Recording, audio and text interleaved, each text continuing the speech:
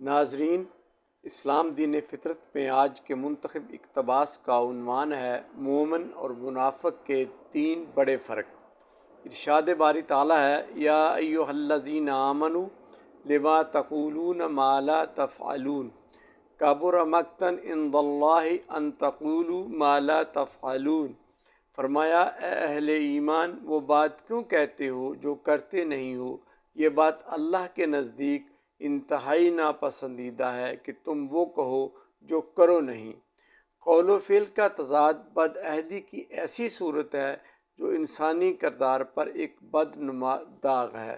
حسن اخلاق ہی حسن اسلام اور حسن دین و ایمان ہے کہ قول بھی سچا ہو اور عہد بھی ایفا ہو۔ نبی کریم صلی اللہ علیہ وسلم نے منافق کی تین علامات بیان فرمائیں۔ صحیح بخاری ابو ہریرہ رضی اللہ عنہ سے مروی ہے، رسول اللہ نے فرمایا، آیات المنافق ثلاث، اذا حدث کذب و اذا وعد اخلف و اذا اؤتمن خان۔ منافق کی تین علامتیں ہیں کہ جب بات کرے تو جھوٹ بولے، جب وعدہ کرے تو خلاف ورزی کرے، اور جب اس کے پاس امانت رکھوائی جائے تو اس میں خیانت کرے۔ اور میرے آقا سے بڑھ کر صادق اور امین ہونے کا علمبردار قیامت تک کوئی دوسرا نہ ہوگا کہ جو لوگ جان کے دشمن اور قتل کے در پہ ننگی تلواریں لیے آپ کے گھر کا محاصرہ کیے ہوئے تھے، آپ نے اپنی جان بچانے سے پہلے ان کی امانتیں انہیں واپس کرنے کو یقینی بنایا اور پھر ہجرت کے لیے قدم گاہ سے باہر نکالا۔ ناظرین، جھوٹ، بددیانتی اور وعدہ خلافی گناہ کبیرہ میں شامل ہے۔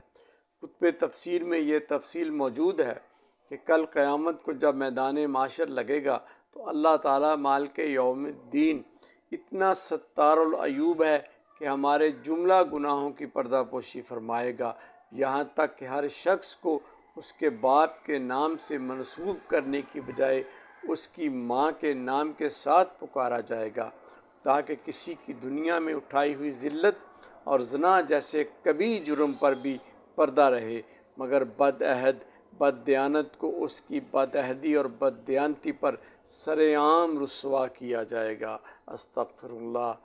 ناظرین، لمحہ فکریہ ہے کہ مومن ہونے کا دعویٰ تو ہمارا بھی ہے، مگر روزمرہ معاملات میں کہاں کہاں اور کیسے کیسے بد عہدی اور بد دیانتی کے مرتکب ہو رہے ہیں۔